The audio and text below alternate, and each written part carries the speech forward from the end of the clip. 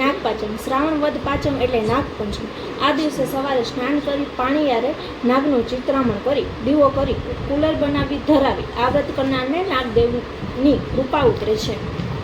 એક ડોસી હતી, તેને 7 દીકરા। આ 7 દીકરાઓને ડોસીમાએ પરણાવેલા। 7ની વહુઓ ઘેર, પણ એમાં જે સૌથી નાના દીકરાની વહુ હતી એને પિયરમાં કોઈ જ હતું નહીં, એટલે અવારનવાર બધા એને નબાપી કહી ને મેણા મારતા।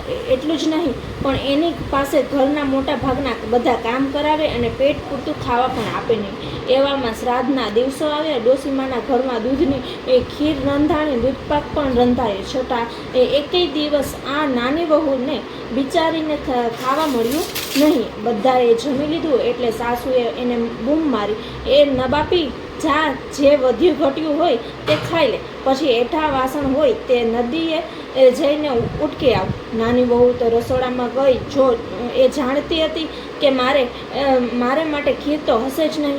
જઈને જોયું તો ખીરનું તપેલું ખાલી, 2-4 પૂરીઓ વધી હતી, એકાદ ચમચી શાક વધ્યું હતું। એ બધું ખાઈ એઠા વાસણનું તબકડું માથે ઉપાડીએ એ તો નદીએ ગઈ અને વાસણ ઉટકવા।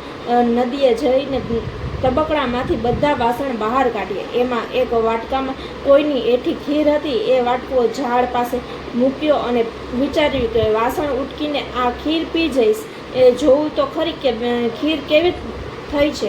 પણ નાની વહુ તો વાસણ ઉટકીને નદીમાં સ્નાન કરવા ગઈ અને સ્નાન કરી પાછી આવી।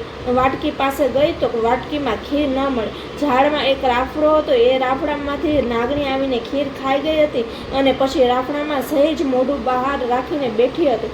એ વખતે પેલી નાની વહુ ગુસ્સે થવાને બદલે બોલી, મારા જેવી દુખિયારી આ ખીર ખાઈ ગઈ હશે, જેવું મારું પેટ ઠરે એવું ખાનારીનું ઠરજો। એ વખતે નાગણી પોતાનું મોં બહાર રાખીને બેઠી હતી। એ આ શબ્દો સાંભળી ગઈ એટલે એણે કહ્યું, બેટી, તારા ભાગની ખીર તે વાટકીમાં રાખી હતી, તે હું ખાઈ ગઈ હતી। આ સાંભળી નાની વહુની આંખમાં આંસુ આવી ગયા। રડતા રડતા તે બોલી, હે નાગણી દેવી, મારે સાસરિયામાં સુખ નથી અને પિયરિયામાં કોઈ છે નહીં। મારે કોઈ પાસે જઈને મારું દુઃખ રડવું? મને સાસરીમાં પૂરું ખાવા મળતું નથી। આખા ઘરનો ઢસડતો મારે એકલીને કરવો પડે છે, ઉપરથી મેણા ટોળા મારે એ જુદા। વળી મને દિવસો રહ્યા છે પણ મને ખોડો ભરાવનાર પણ કોઈ નથી। આ સાંભળી નાગણીને દયા આવી એટલે તેણે કહ્યું, બેટી, તું જરાય ઓછું લગાડીશ નહીં।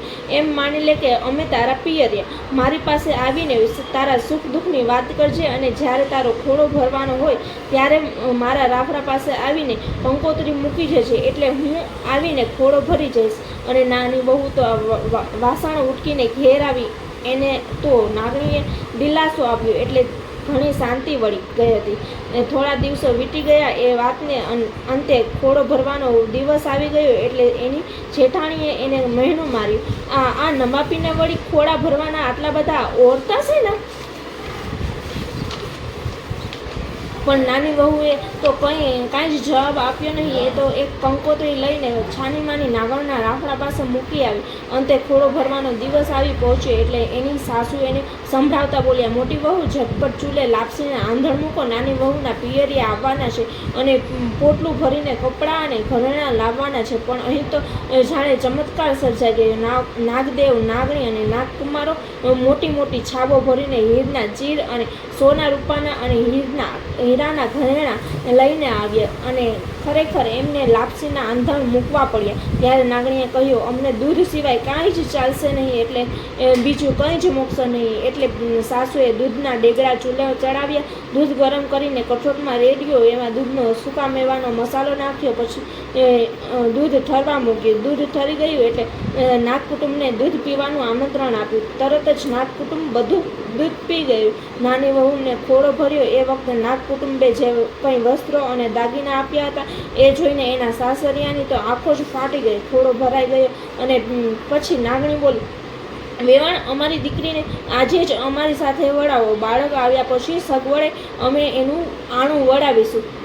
અને એની સાસુએ તો નાની વહુને નાગકુટુંબ સાથે વળાવી। ચાલતા ચાલતા તેઓ નદી કાંઠે રાફડા પાસે આવ્યા ત્યારે નાગદેવે તેને કહ્યું, બેટી, તું જરાય ડરતી નહીં, તું તારે અમારી પાછળ પાછળ ચાલી આવ।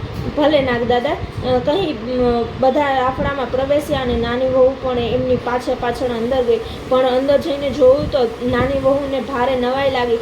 અંદર એક મોટું ભોયડું હતું. એ ભોયડાની વચ્ચોવચ એક સુંદર રાજમહેલ હતો. આ રાજમહેલ જોઈને નાની વહુની બીક ટળી ગઈ. મહેલના ચોકની વચમાં એક સરસ મજાની હિંડોળા ખાટ હતી.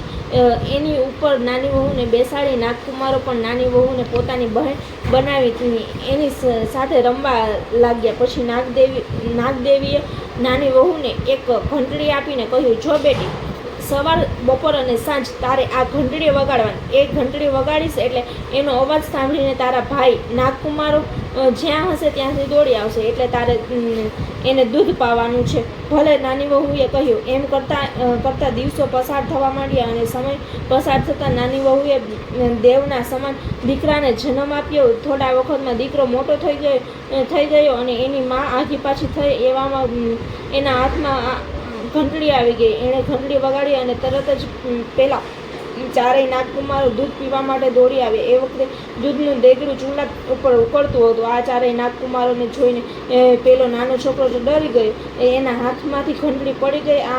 એ બે નાગકુમારોની પૂંછડી ઉપર પડી એટલે એમની પૂંછડીની ધાર કપાઈ ગઈ.